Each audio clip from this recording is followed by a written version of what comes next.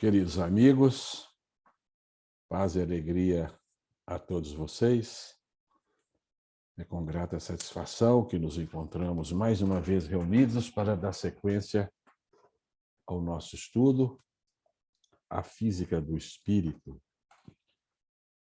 E hoje nós vamos fazer algum comentário sobre o nosso oitavo tema do quinto movimento, que aborda, do ponto de vista espiritualista, a física quântica. Então, hoje, nós vamos estudar um dos fenômenos mais espetaculares da física quântica. E o nosso capítulo se intitula Memória da Unidade. Ao término das nossas considerações, nós vamos entender exatamente por que assim denominamos o tema da noite, Memória da Unidade. Bem, nós já caminhamos um tanto bom nos conceitos exóticos da ciência dos quanta e nos deparamos com uma particularidade essencial chamado princípio de complementaridade, exaltada por Niels Bohr, e que integra a sua particular interpretação da física quântica, chamada interpretação de Copenhague. E esse é um aspecto que todos os estudiosos aceitam, a ciência não sabe explicá-lo, né? E nós estamos fazendo um esforço para entender exatamente por que é assim.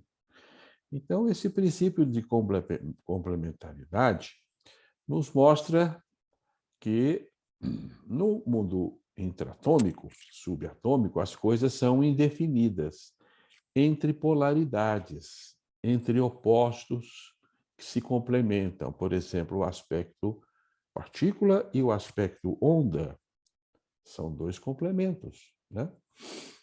E nós vimos um outro aspecto complementar muito importante, que foi a descontinuidade, que trata da pulverização quântica, que mostra o nosso universo esfarelado em entidades empacotadas e diminutíssimas, chamado quanta, e o aspecto do continuismo, da unicidade do cosmos.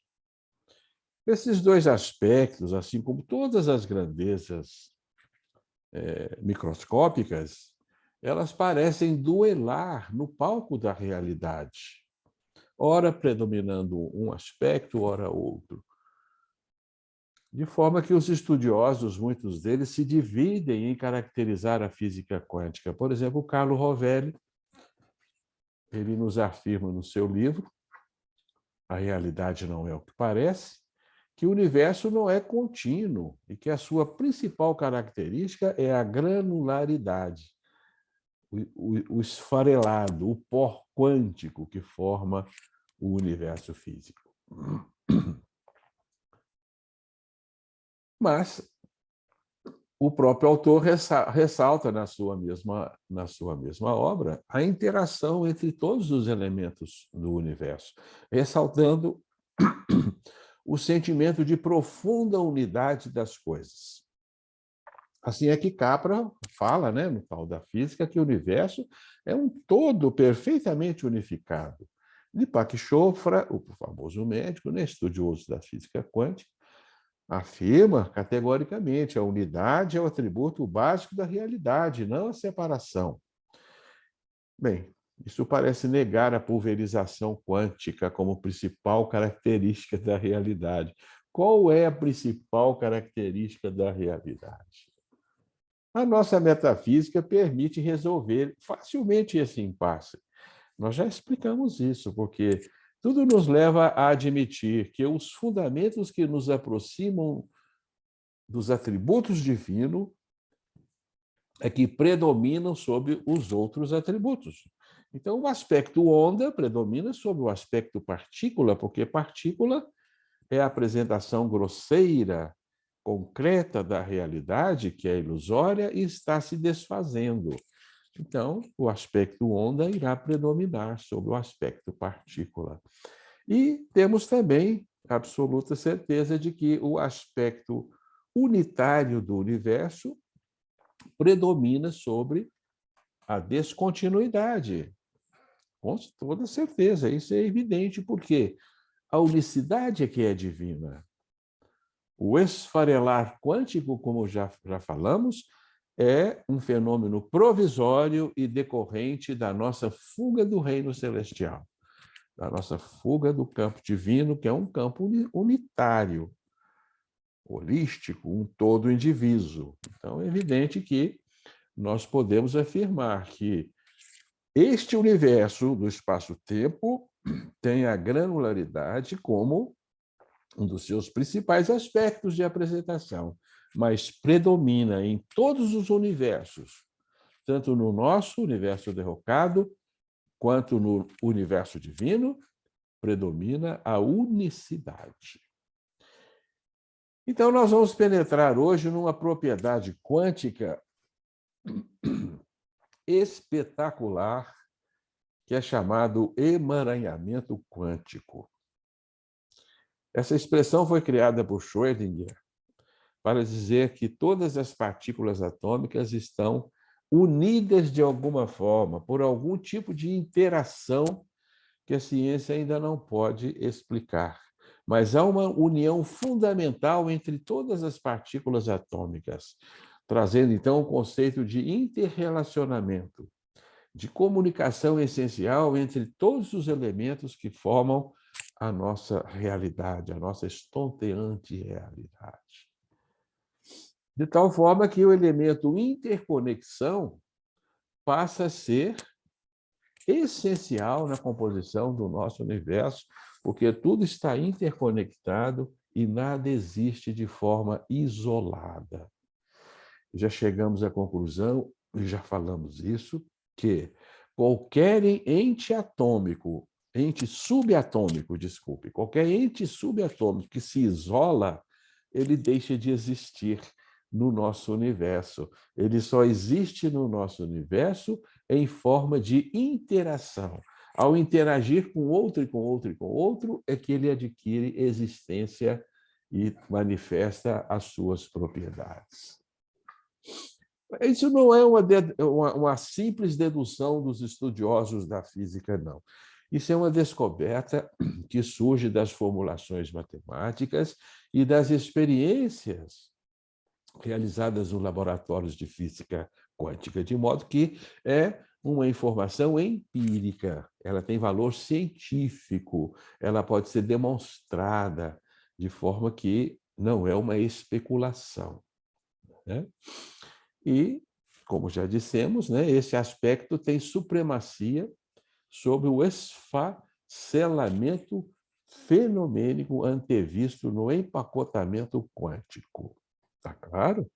Então, nós, como estudiosos da espiritualidade, podemos afirmar com certeza que o nosso universo é essencialmente uma teia de conexões, um emaranhado, um entrelace, ou outra expressão que se usa muito na física quântica, um entrelaçamento de fenômenos.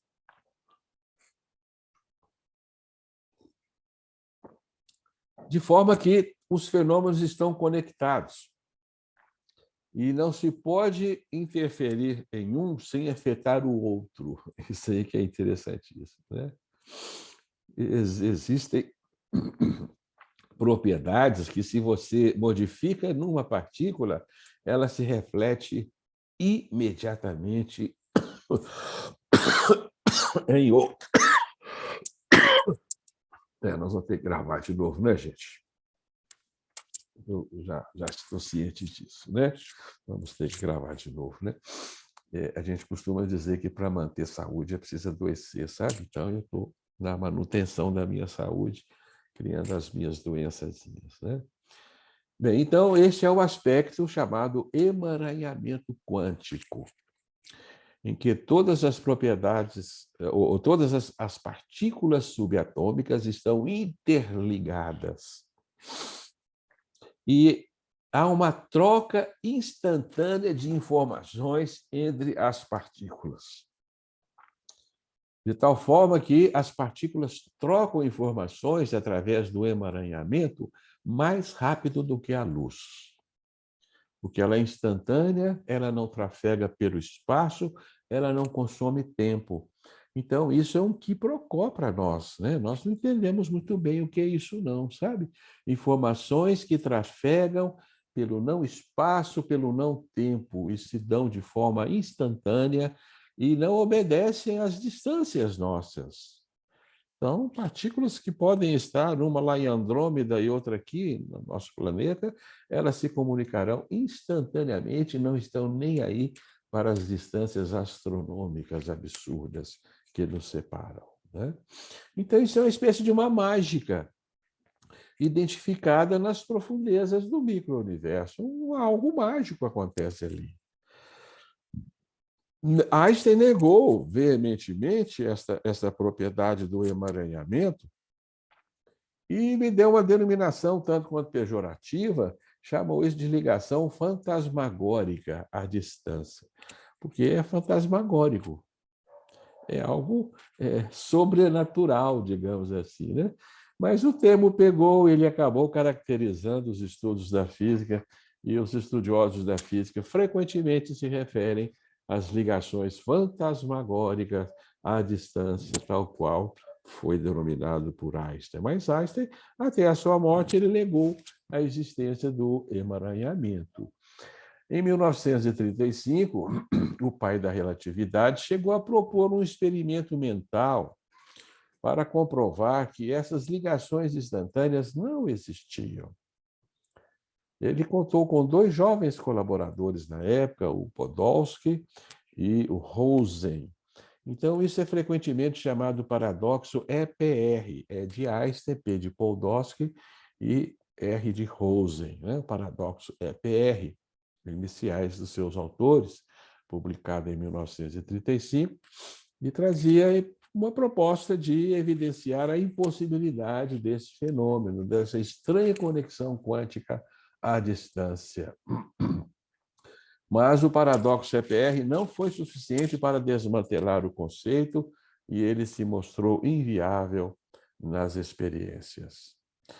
Quando dois objetos quânticos estão emaranhados, estão ligados um ao outro, nós dizemos que eles estão em estado de superposição e compartilham a mesma função de ondas. Então, isso se dá... Só um minuto, gente. Deixa eu ligar aqui meu computador, aqui na tomada, que eu me esqueço.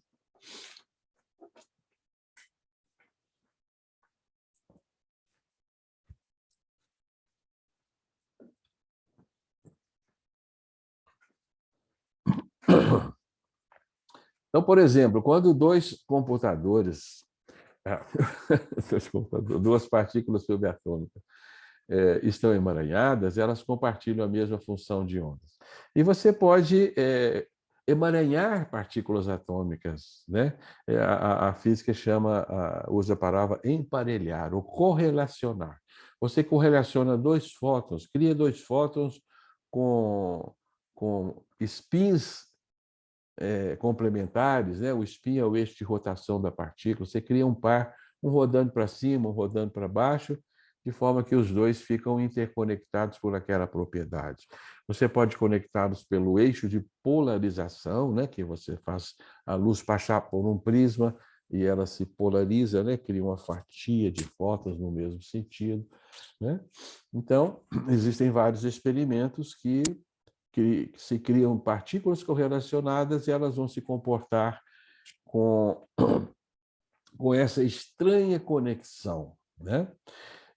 Existem dois pesquisadores que estudaram profundamente esse fenômeno através de alta complexidade matemática e experimentos físicos altamente complexos, né? Um deles foi o John Bell, em 1964, né? Que apresentou o seu famoso teorema de Bell, chamado também desigualdade de Bell, que comprova a existência dessa interconexão, desse emaranhamento, né? E depois o francês Alain Aspect, em 1884, também apresentou os seus estudos e as suas comprovações do fenômeno, né? E esses estudos abriram campo à existência de um domínio. Isso é muito importante, viu? Eu vou repetir isso aqui, porque nós vamos estudar isso mais adiante um pouquinho, mas isso criou para nós o conceito de uma outra dimensão presente no nosso universo, uma dimensão chamada não localidade. Não localidade porque ela não tem os atributos da localização. E nós usamos o espaço e o tempo para localizar os nossos fenômenos, porque vivemos no universo local, um universo que traz o atributo da localidade. Tudo aqui é localizado, segundo referenciais, né? Segundo coordenadas, e segundo um tempo pré-estabelecido. Então, a gente tem referências para situar os nossos fenômenos no espaço e no tempo. Isso é a localidade.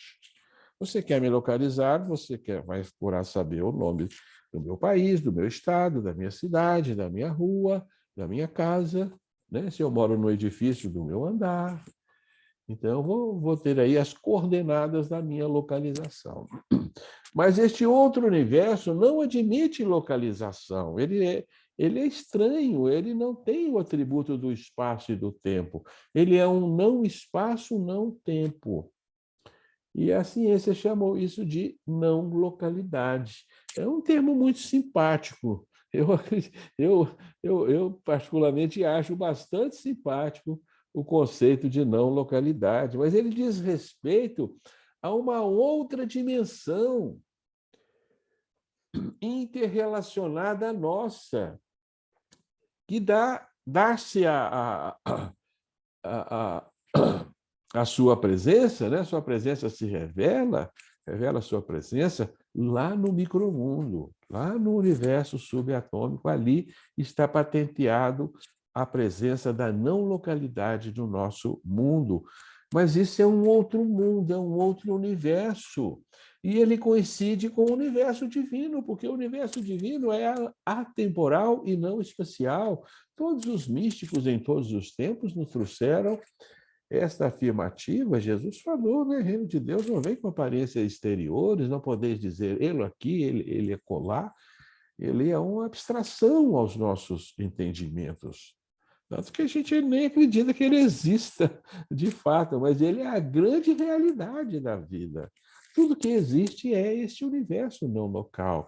E o nosso pequeníssimo e restrito universo, esfarelado em quantum, está inserido, está restrito nessa dimensão da não localidade. Essa é a conclusão que nós chegamos. Então, é por aí que se abre um canal para trazer a espiritualidade para a ciência dos quanta. Mas vejam bem, é uma espiritualidade muito especial que nos remete para atributos do divino. Não estamos falando do mundo espiritual após a morte, não, do mundo pós-túmulo, não.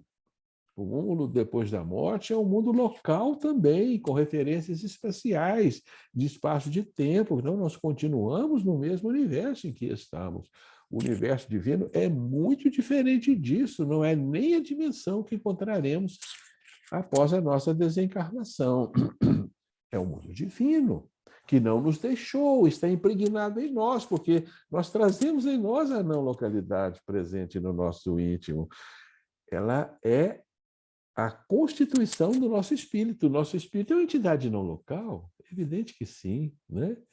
Então, a nossa consciência, nós facilmente, né, concebemos que vivemos fora do tempo, fora do espaço, né? A nossa mente, ela não se prende à localidade, espaço-tempo, né?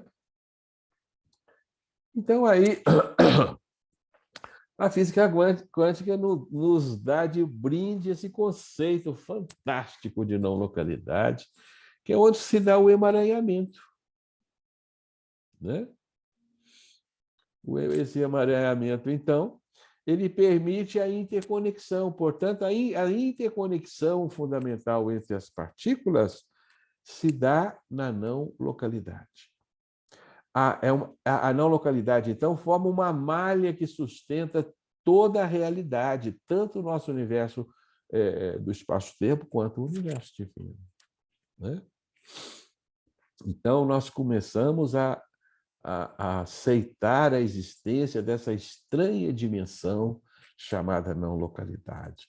É um convite que a ciência moderna nos faz para a gente começar a pensar como é a casa de Deus. Isso é fantástico, não é? Como é que é as coisas, como funcionam as coisas lá? As coisas lá são instantâneas, lá não tem tempo, não tem espaço. Então, nós temos que começar a trabalhar esses conceitos, porque é para lá que nós vamos, é de lá que nós viemos. Então, não deveria ser estranho, mas a nossa mente está habituada aqui, né, às coordenadas euclidianas, ao espaço-tempo que vivemos, e passamos a negar a existência de tudo que está fora disto.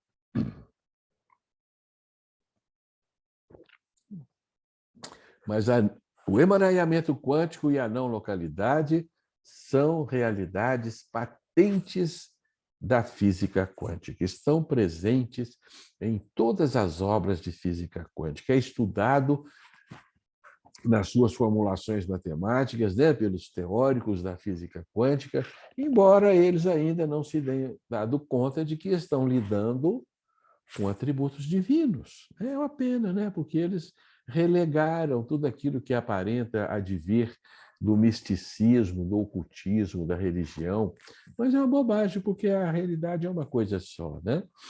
Então, o emaranhamento quântico já tem, inclusive, aplicações práticas no nosso mundo moderno. Ele está sendo aplicado em tecnologias de criptografia, chamada criptografia quântica, que é a criptografia mais segura que existe, né, para guardar em segredo mensagens, né? As mensagens nossas são criptografadas, mas elas podem ser quebradas, né? Os códigos de criptografias podem ser quebrados por hackers, por programas de computadores bastante espertos, mas a criptografia quântica, não, a criptografia quântica é absolutamente inviolável, né?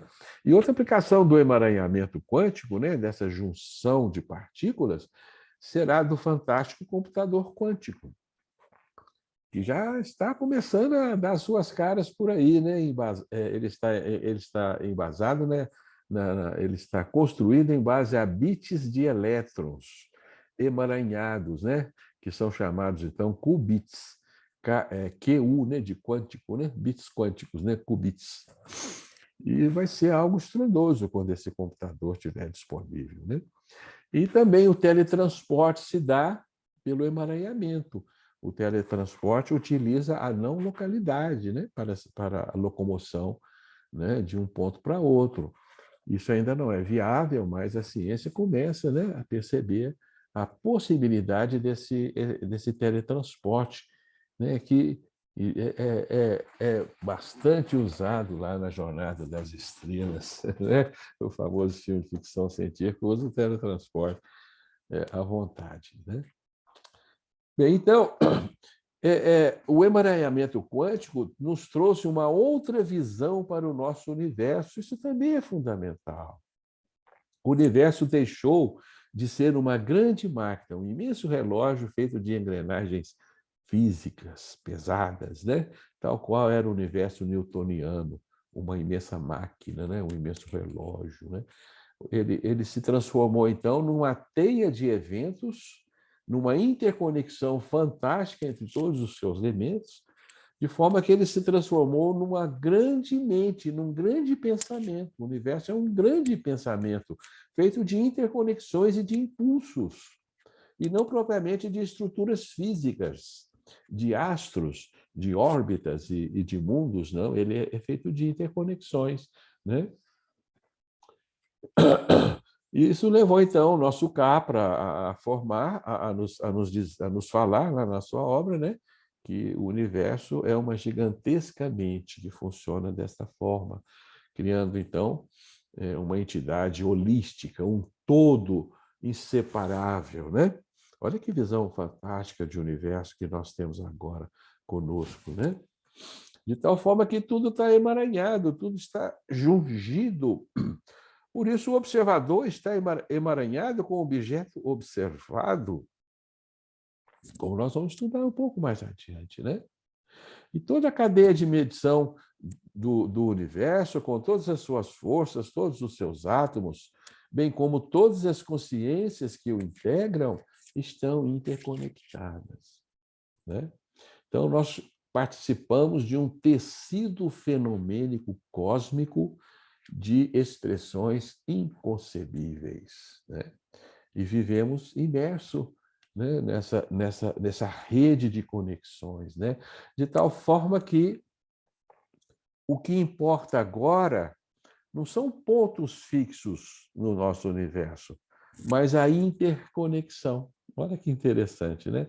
A interconexão é que cria os fenômenos do nosso universo, e não propriamente o ponto, né? Portanto, o nosso universo é um pacote de informações e não uma estrutura física de partículas e de pontos, de corpos, não, né?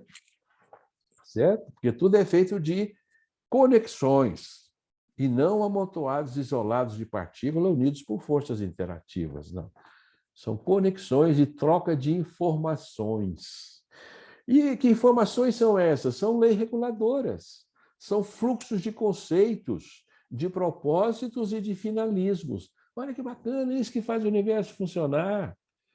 É isso que faz o universo funcionar. São as informações que são trocadas pela cadeia do emaranhamento, né? Das interconexões, né? Um físico Zeilinger, né? Anton Zeilinger, ele nos fala categoricamente que a informação é a matéria primordial do universo. Por isso, hoje a gente pode responder melhor ainda a nossa questão, né, que está nos acompanhando. O universo é feito de quê? O universo é feito de substância. Já aprendemos, isso já decoramos. E substância é um pacote de informações.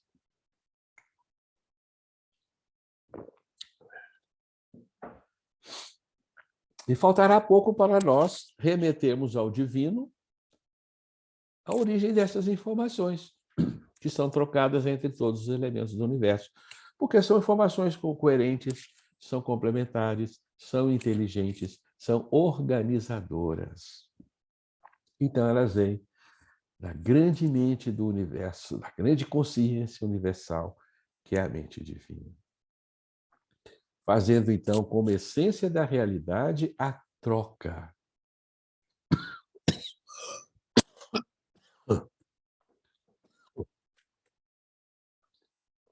Por isso nós havíamos falado, se eu não vibro, eu não existo, né? Eu vibro, logo existo, né? Parafraseando Descartes, né? E agora eu digo, se eu não troco informações, eu não existo. Eu troco informações, eu estou interconectado, por isso eu existo. Se não houvesse isso, eu não existiria, né? Por isso, tudo no nosso universo está ávido por comunicar-se. Vocês já pensaram se nós pudéssemos viver isoladamente nesse universo? É possível. Vai lá para Marte sozinho, né? Leva lá um traje especial que te dê garantia de subsistência biológica. Vê se você consegue sobreviver lá sem interconexões, né?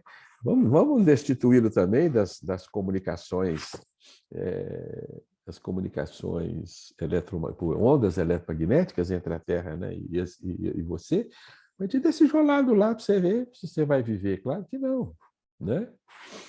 E um próprio exemplo é o nosso organismo, né, que é um retrato do universo, onde célula alguma do nosso organismo sobrevive fora do nosso organismo. É evidente que não. elas estão entrelaçadas com todo o universo celular. Elas trabalham em prol deste universo celular. Isso traz um ensinamento profundo para nós, né? Nos ensina que o essencial no universo é o princípio de unidade e de colaboração, porque ninguém pode viver de forma isolada.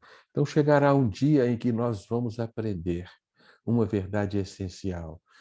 Eu só sou feliz se os outros seres humanos também o forem.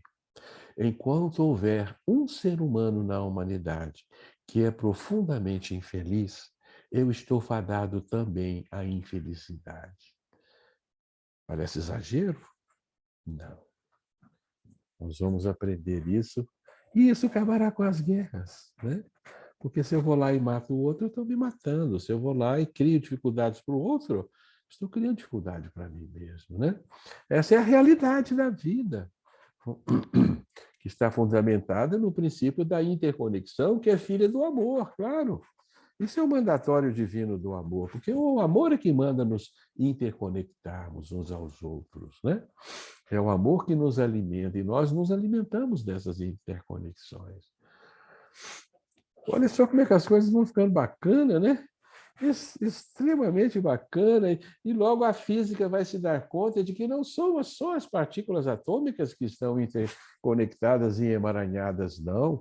As nossas mentes, as nossas consciências estão emaranhadas com todas as outras, sobretudo as mais próximas.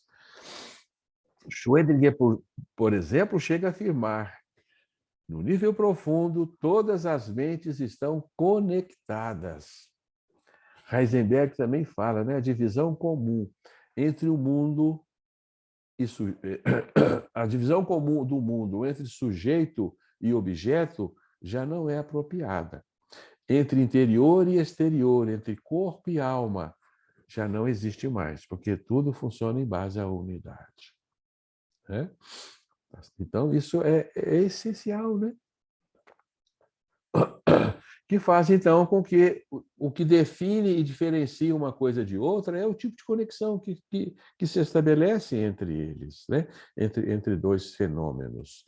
O que diferencia um do outro não são eles mesmos, mas o tipo de conexão, né?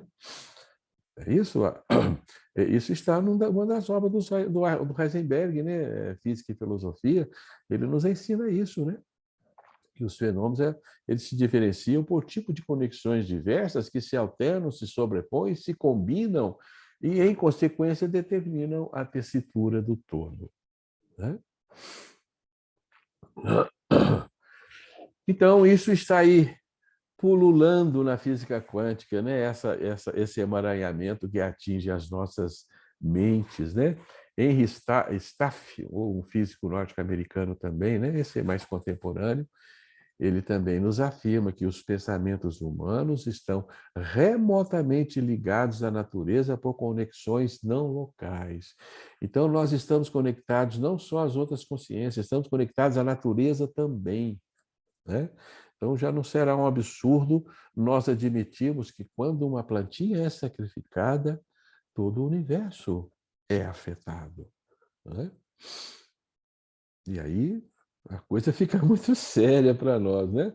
Porque nós temos que viver em perfeita harmonia com toda a nossa natureza ao nosso redor e deixarmos de sacrificar seres da natureza em prol do nosso sustento e da nossa felicidade, né? A interconexão entre mentes foi estudada por um pesquisador mexicano, Jacob Zilberman, em 1984. Ele publicou um trabalho belíssimo, né? Realizado na Universidade Nacional Autônoma do México.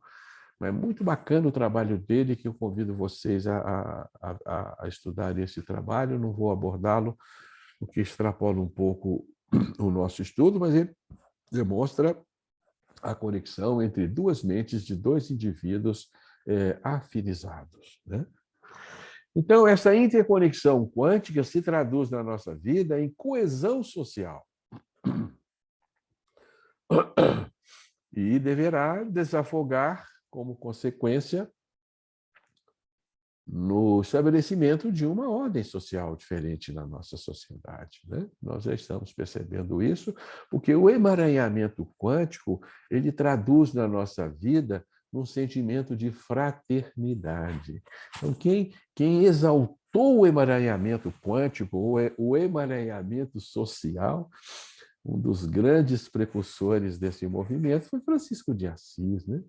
No seu Cântico às Criaturas, que ele junge todos os seres, animados e inanimados da natureza, como irmãos, né?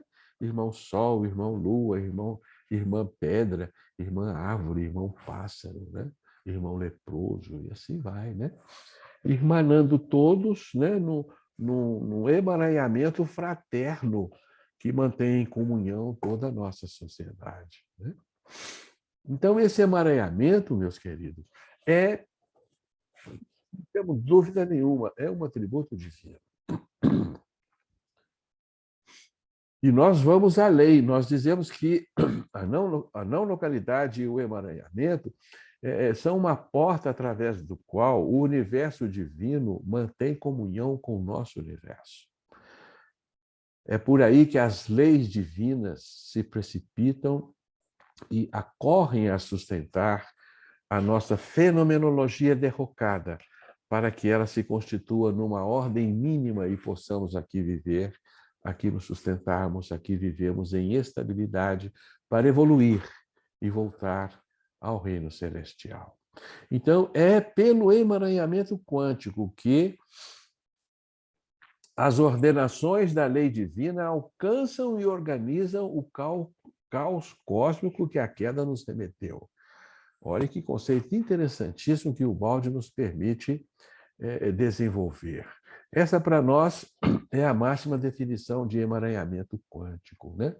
E nós enxergamos aí o atributo da unificação, da unicidade, em que o Pai não se separa da criatura. O Criador não se separa da criatura. Todos estão jungidos nessa indissolúvel interconexão, né? Nesse indestrutível emaranhamento. Por isso, nós chamamos emaranhamento quântico, meus queridos, de memória da unidade. Daí o título do nosso capítulo, né? Porque ele carrega o amor de Deus para nós. Então, é através dessa não localidade que o Senhor está no nosso íntimo. O Senhor é mais íntimo de nós do que nós mesmos. É aí que nós vamos encontrar a nossa divindade, a nossa angelitude. É neste plano. Daí a importância de entendermos a existência desse plano e aprendermos a acessá-lo. Não sabemos ainda como acessá-lo, mas nós devemos desenvolver isso daqui para frente, né? Então, aí nós evocamos o Paulo de Tarso, né? No seu belíssimo versículo escrito na primeira carta de Paulo aos Coríntios, né? No capítulo 2, versículo 10, né? E nós vamos traduzi-lo numa linguagem moderna, né? Assim diz o Paulo, né? Na linguagem moderna, é uma paráfrase, né, meus queridos? Né? Então, é pelo emaranhamento quântico que o Espírito de Deus penetra todas as coisas. E nem sequer as profundezas da queda do Espírito puderam nos apartar dele, para que nenhum ser, ainda o mais ínfimo deles, vivesse desprovido do seu amor. Essa é a frase de Paulo, né? Não há nem nas alturas, nem nas profundezas, nem criatura alguma que seja capaz de viver apartada do amor de Deus. Bonito, né? Muito bonito. Então, o amor de Deus está presente na não localidade, se distribui pelo emaranhamento quântico. Essas são as conclusões que nós chegamos. Então, vamos compartilhar agora um PowerPoint ligeiro aqui para a gente fundamentar mais essa nossa compreensão do emaranhamento quântico. Vamos lá, então.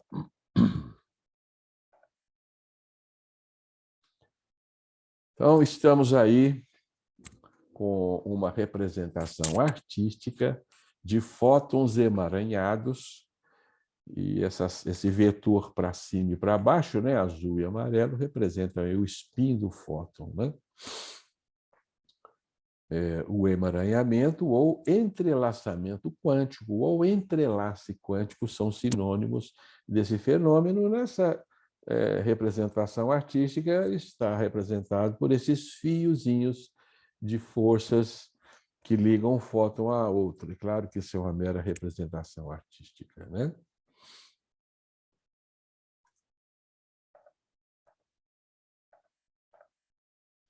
Então tá, então nós vamos fazer uma brincadeira séria aqui com vocês, sabe? Para a gente entender esse tal de emaranhamento, o que é isso, né? E acho que o nosso Alexandre não está aqui hoje, não, mas eu quero brincar com ele. Eu vou dar de presente para ele chinelos ordinários, são chamados chinelos ordinários, para diferenciar do outro chinelo, que na verdade eu vou dar para ele. Esse aqui é só, né, um faz de conta. Chinelos ordinários. Então, nós temos aí um par de chinelo. E, evidentemente, temos o pé direito e o pé esquerdo. Esses dois chinelos estão correlacionados. Eles formam um par de chinelos. Habitualmente, nós não compramos um chinelo só. Não é habitual, né? Claro, condições excepcionais, sim. Mas eles vivem juntos, os dois pares, né? Tá certo? Então, eu posso fazer o seguinte. Eu vou pegar o pé direito, botar numa caixa, fechar, selar, botar no correio e mandar lá para Parintins. Parintins é a cidade onde mora o nosso Alexandre Medeiros. Fica depois de Manaus, subindo pelo Rio Amazonas. É longe, viu, meus amigos? Né? Preciso ir de avião até Brasília, de avião de Brasília a Manaus, depois pegar um barco para chegar lá em Parintins. Né? Eu vou mandar para ele só o pé direito. E eu vou colocar numa outra caixa aqui em Nova Lima um outro pé. Quando o nosso Alexandre receber a encomenda do correio, ele vai se deparar com o pé direito, instantaneamente ele vai saber que na minha caixa aqui em Nova Lima eu tenho o pé esquerdo. É evidente, isso é instantâneo. Essa informação trafegou por alguma região, ela veio vinculada por algum tipo de informação caminhando por qualquer dimensão? Não, não precisa. É uma informação intuitiva, tá certo? Se ele tem lá o pé esquerdo, eu tenho aqui o pé direito. Se eu abro uma das caixas, qualquer pessoa que abrir uma das caixas, imediatamente ela sabe qual o pé que está na outra caixa. Porque os dois são complementares. Se um tem o pé direito, o outro vai ter o pé esquerdo. Isso é um entrelaçamento quântico. Esses dois pares de chinelos estão entrelaçados, estão interconectados pelo emaranhamento quântico? Não. Aí que vem. Aí que a gente tem que entender muito bem o que é isso que a física está nos falando. Isso não é um emaranhamento quântico. Né? Quando Einstein tentou explicar esse fenômeno, ele se baseou num experimento parecido com esse. Você podia suscitar luvas, as duas luvas. Se você manda uma das luvas, a outra instantaneamente, o seu complemento, ele dá-se a conhecer de forma instantânea, sem que haja necessidade de informações serem vinculadas, né, por qualquer tipo de corrente acima da velocidade da luz. Não há necessidade. Mas isso não é um emaranhamento quântico. O que é um emaranhamento quântico? Agora, nós estamos com outros tipos de chinelo. Eu vou mandar para o meu amigo lá de Parintins um chinelo quântico. Tá? Um chinelo quântico. Eu acho que o meu PowerPoint está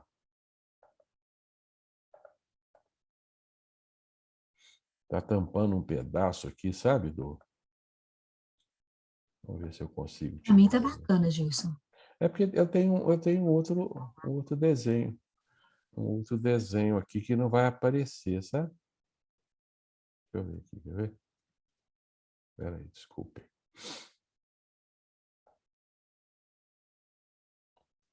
Bem, tá bacana, né? Tá certo, vamos lá, vamos ver se dá para seguir assim. Bem, então agora eu tenho um par de chinelos quânticos. Esses chinelos estão embaralhados, eles estão em estado de superposição.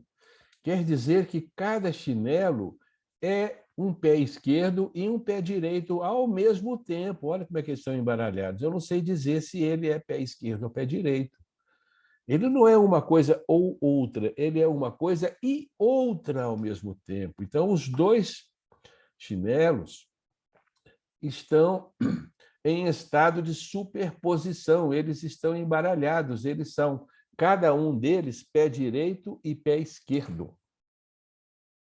Esse é um estado que também nós vamos estudar mais adiante, chamado estado de superposição. Eles estão em superposição de estados. Eles estão embaralhados. Eles estão indeterminados. Eles não sabem se ele é um pé esquerdo ou ele é um pé direito. Nenhum deles sabe, ele não sabe se ele é esquerdo ou ele é direito. Então, ele embaralha os dois estados. Então, agora eu vou pegar um desses chinelos e mandar para Parintins. O chinelo quântico embaralhado. Eu fico com o outro aqui, tá? O outro fica em minha posse. Então, muito bem. Agora, o Alexandre vai abrir a caixa do correio lá em Parintins e vai pegar o seu chinelo quântico.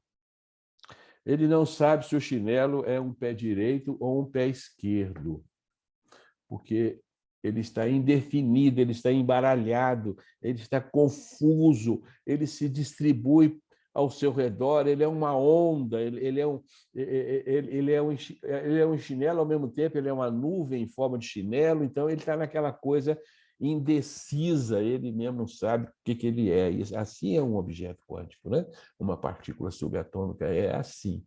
Né? Então, por exemplo, o spin do elétron, ele está para cima e para baixo ao mesmo tempo. Ele gira para a direita e para a esquerda ao mesmo tempo. Esse é um estado de superposição. Então, está lá o chinelo do nosso amigo. O que ele faz? Ele oferece o pé direito para pôr o chinelo. Então, ele põe o chinelo no pé direito. O que acontece? Ele faz o colapso da função de onda. Ele colapsa o estado do chinelo em pé direito. É uma interferência do observador no objeto, da mente do observador no objeto. Ele ofereceu o pé direito. Então, aquele estado quântico superposto é desfeito. E, nesse instante, o chinelo se transforma num chinelo direito. E agora, o que acontece com o meu chinelo que está aqui em Nova Lima? Eu vou abrir a caixa para ver o que aconteceu com o chinelo. O chinelo é automaticamente definido como chinelo de pé esquerdo. Como que essa informação chegou dentro dessa caixa? Como que esse estado embaralhado do meu chinelo aqui soube que lá foi definido que um é direito, então o meu tem que ser esquerdo? Aí está a comunicação fantasmagórica, meus amigos. Isso é instantâneo, isso não vai por ondinha nenhuma eletromagnética, é uma informação que se dá no universo não local, porque os dois chinelos estão conectados pelo universo não local, onde há uma onipresença, que é o atributo do universo não local, o atributo divino. Tudo está em todo lugar ao mesmo tempo. Compreenderam o que é isso? Entenderam o absurdo, por que Einstein não aceitava isso? O Schrödinger também não vai aceitar isso, ele vai colocar o seu gato num estado lamentável para propor o absurdo disso, que o seu gato vai ficar embaralhado, né? Numa condição de vivo ou morto. Nós vamos conversar sobre o famoso gato do Schrödinger mais adiante, mas é mesmo o Schrödinger também não aceitava, mas como pode a natureza funcionar assim? A natureza funciona assim. Agora, outra estranheza, vamos supor que o Alexandro, lá em Paraty, ao invés de oferecer o pé direito, ele tem oferecido o pé esquerdo para pôr o seu chinelo quântico. Então, ele colapsou a função de onda do chinelo no esquerdo. O que acontece com o meu chinelo aqui? Automaticamente ele vai se transformar em chinelo direito. Pô, mas como que pode? Dentro da caixa. Só a hora que eu abrir a caixa que eu vou ver que o chinelo compôs o correspondente par do chinelo que eu enviei para Paratins. Entender o absurdo do fenômeno? Está claro agora como essa condição é diferente daquela anterior? Que eu mandava um chinelo e o outro meu aqui era o complementar? Não, agora é diferente. É um chinelo indeciso, ele não sabe se ele é pé direito, pé esquerdo. Então, as partículas subatômicas funcionam nessa indecisão. Dois fótons correlacionados, um com o spin para a esquerda e com o spin para a direita, você manda um lá para não sei onde e fica com o outro. Quando você define o spin desse, o outro é definido imediatamente. Mas como que ele sabe? Porque ele tem que ser complementar do meu. Eis aí o que é estarrecedor para a física moderna. Que a física moderna não sabe explicar.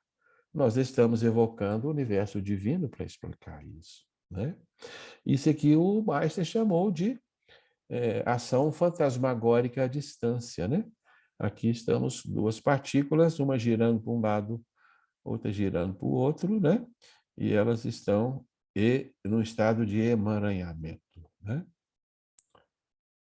Portanto, o pesquisador desse fenômeno, francês Alain Aspect, ele afirma: mesmo que a distância que a separa seja de bilhões de quilômetros, de alguma maneira uma partícula sempre sabe o que a outra está fazendo.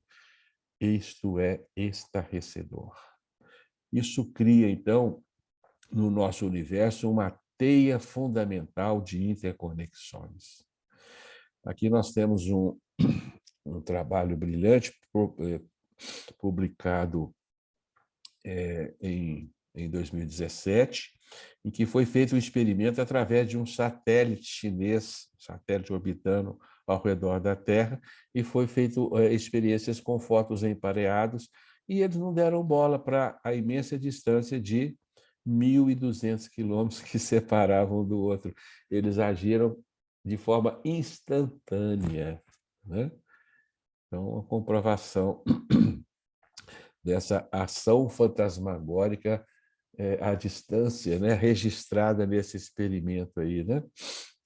Um experimento até agora é o recorde de distância que foi, porque já havia sido feito antes, com distâncias de quilômetros, né, mas não tanto quanto este, né, de um satélite orbitando a Terra. Tá?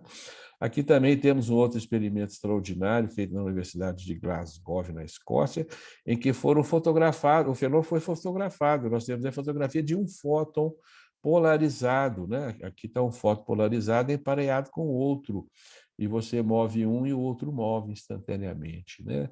Não interessa onde ele esteja, ele vai mover-se instantaneamente, porque está emparelhado, está embaralhado um com o outro, estão emaranhados, estão interconectados nessa teia, né? E aqui temos uma foto também de um outro maquinário mirabolante, né, que vem por aí, que é o computador quântico, que já é uma realidade, ainda é um trombolho danado, né? Isso aí é uma fotografia da internet, do computador quântico, e aqui tem uma informação interessante aqui, ó, um cálculo que um supercomputador moderno, um cálculo matemático altamente complexo que um supercomputador moderno vai levar 10.000 anos para resolver, esse computador resolve em 200 segundos. Olha que disparate, né? Porque ele vai funcionar em base a essas propriedades, essas interconexões não locais, né? E os bits vão estar interconectados pelo emaranhamento, então serão instantâneos, né? E, como vocês sabem, o computador funciona em base a um bit, né? Que é uma carga negativa ou positiva, né? Um sim, um não, um 1 e o 0. Isso é facilmente transformável em propriedades quânticas emaranhadas, né? E é claro que as nossas mentes estão entrelaçadas, profundamente entrelaçadas, né? Porque nós vivemos num intenso emaranhamento. Está aí as nossas famílias para nos provar isso, né? Você quer ver um emaranhamento? É o sujeito com a sua família, é emaranhado na sua esposa, nos seus filhos, né? Nos seus parentes, enfim, cria-se um núcleo familiar todo emaranhado. Mas nós não vamos estudar o entrelaçamento de mentes nesse momento. Nós vamos depois, nós temos capítulos só para discutir esse fenômeno e para trabalhá-lo de uma forma melhor. Mas as nossas mentes funcionam em base a essas propriedades. Essas propriedades não são pertinentes ao universo subatômico, elas funcionam em toda a nossa realidade. Só que nós não observamos isso no nosso universo macroscópico, mas estamos todos interconectados, tudo está interconectado a tudo. Nós devemos levar isso muito a sério daqui para frente, porque nós temos obrigação agora de gerar sentimentos benignos para todos que nos envolvem.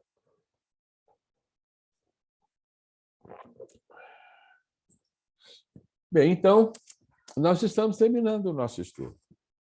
Nós podemos já encerrar, porque nós apresentamos a essência do capítulo.